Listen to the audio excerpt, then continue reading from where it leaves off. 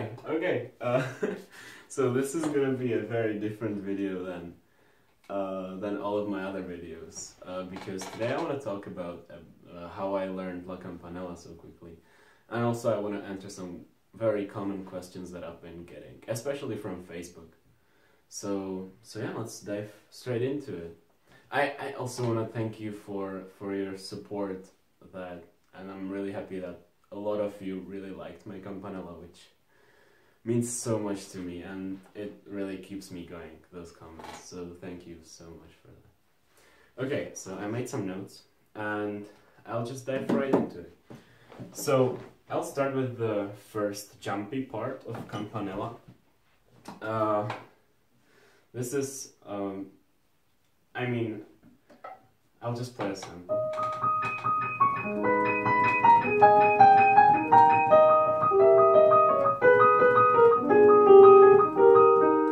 So, the way I practiced this was to play chromatic scale with my thumb and keep hitting that D sharp with my pinky, so.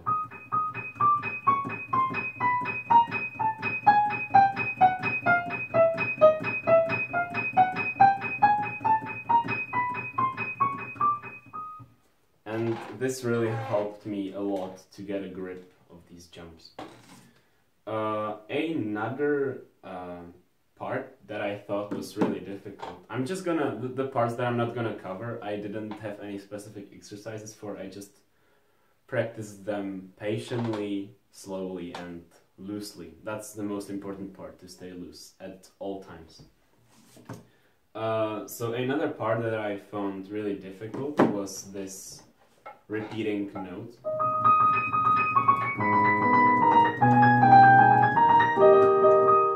And I practiced this pretty much the same way as the jumps that I used the chromatic scale, but you'll see what I mean when I play this.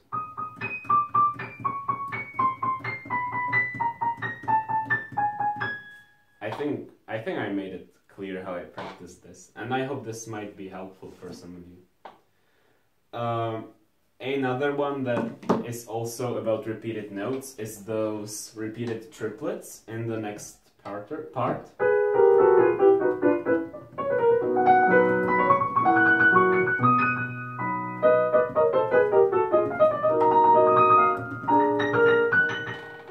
As you can see, I messed up a lot of them.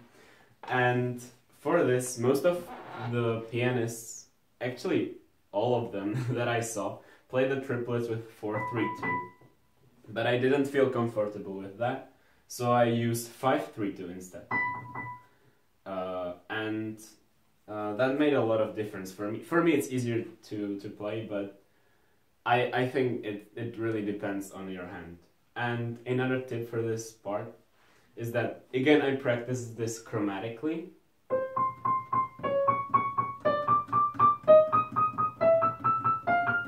I really like chromatic exercises. And another huge tip is that your left hand only plays a few chords, and you have time with your left hand to assist the right hand. I'll show what I mean. So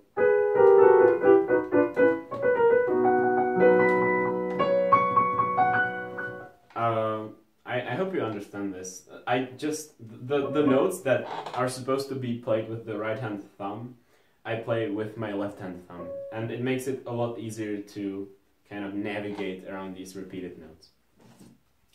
Another part right after that is trills, and there is a huge load of trills for different pairs of fingers, and for this I have a really I came up with a really funny way to practice this, and you don't even need the piano to do that. So usually when people are bored, they do like this, right? With their fingers. And instead of that, I was just practicing trills. Different combinations of fingers. Especially 3-5, because that was really weak when I started. And this trill is really long. And it's an important part of La Campanella. So this way, when you're bored, don't do like this, but instead practice your trills on the table. You can like just tap them out. For both hands, I did it for both hands, and it really improved my control and just my technique, just doing this. Also, for trills, you can do like hand-on exercises. There is a lot of. I know of one. I never practiced it, but I know that it exists, and it goes something like this.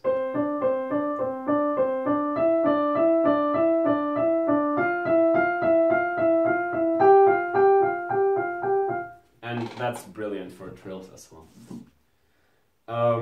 Another part is this one. This one is devilishly difficult.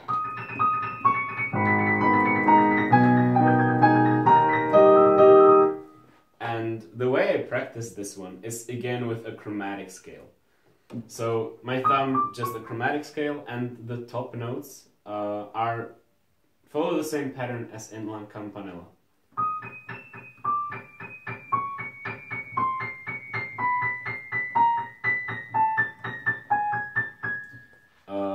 I hope that's understandable. And also I use a very specific fingering. So when there is, at the top, when there is a black and white key, I don't use 4-5, but I use 3-5. That makes it a lot easier. On black keys, I use 3-4, because it's hard to get your short pinky up there.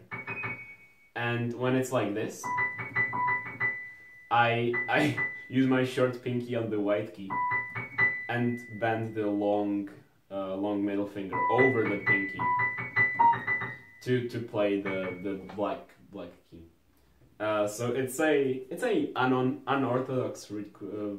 unorthodox method to play those fingering, but it really helps, I believe. Then there is this insane part that I can play it, but I make a ton of mistakes very often.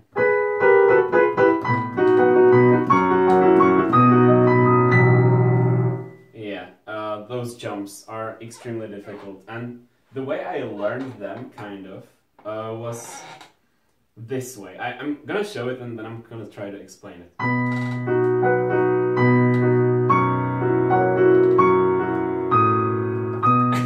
I missed a note there. But yeah, basically I move to the next note, but I don't play it immediately.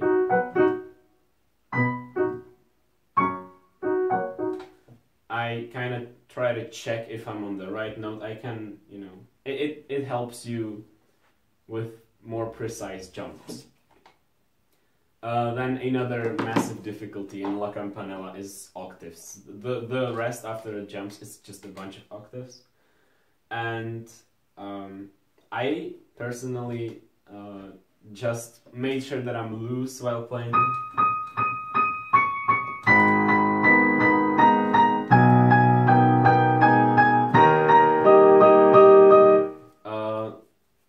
I recommend when the octaves are this fast, I don't recommend playing black keys with 1-4, except for when it's like really the repeated octaves before the theme.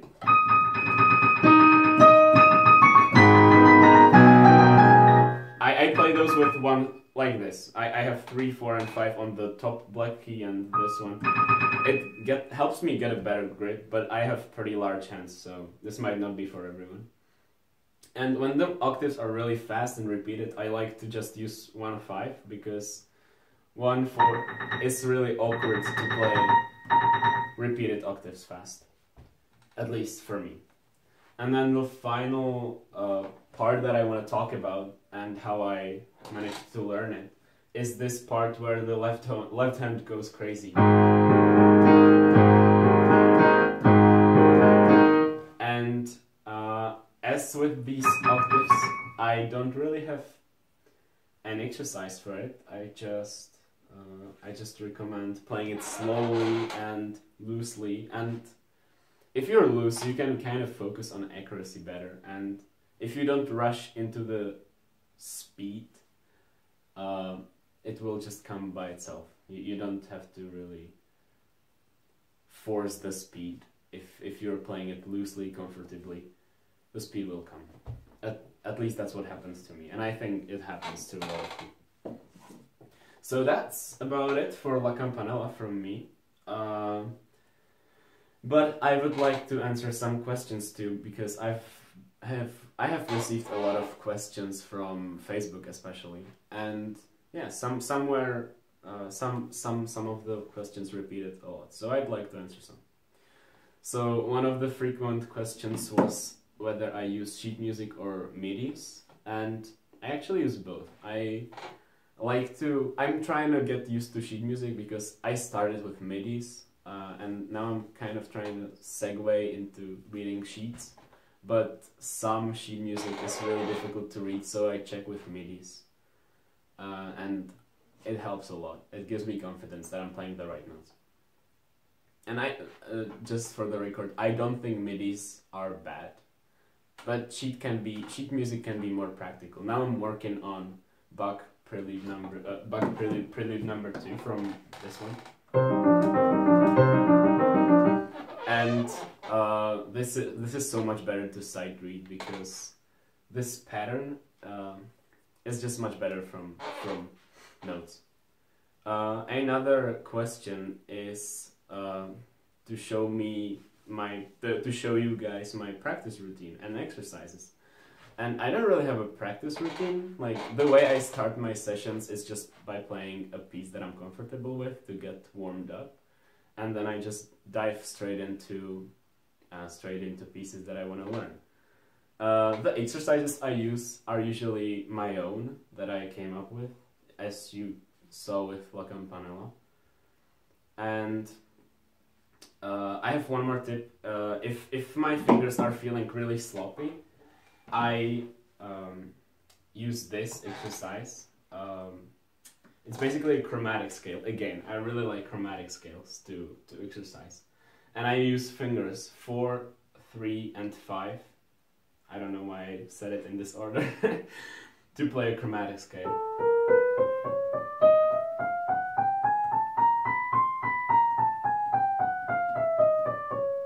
With both hands, and it really gets your fingers moving, and it's a brilliant exercise to develop looseness and control with the weak 3 fingers. Another question, very common, was what's my main source of piano advice, and it was definitely Josh Wright. I'm sure some of you heard of him before. He's an exceptional teacher, and he's got a YouTube channel with, I would say, maybe well over 1,000 videos with piano tips. And what you see my playing, definitely a lot of it, a lot of it is thanks to Josh. I will link his channel in the description. And the last question I'd like to cover is whether I have any previous musical experience, or if I have like musical family. And yes, I do have a musical family. My father is a famous singer, and my grandfather's brother is a even more famous singer. But none of the two really taught me anything about music. So I don't know, maybe when I was little I listened to a lot of music, so that might have helped, but most of what I know, I taught myself. And previous music experience was pretty much none. I played the recorder in 1st grade, but yeah, that I didn't get good, and I don't remember anything from it. And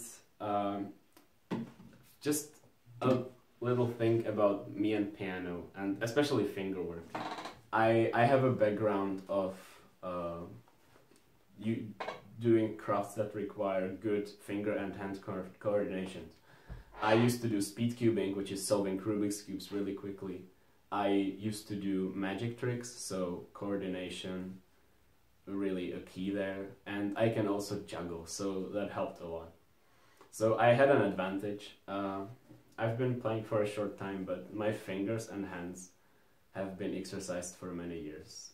So yeah. So I hope some of these tips were useful, and I hope you maybe learn something about me and how I learn so fast. And I hope you enjoyed this video. If you'd like it to follow my progress, don't forget to subscribe, of course. If you have any questions, leave a comment. And yeah, I can't wait to see you in the next video. Bye!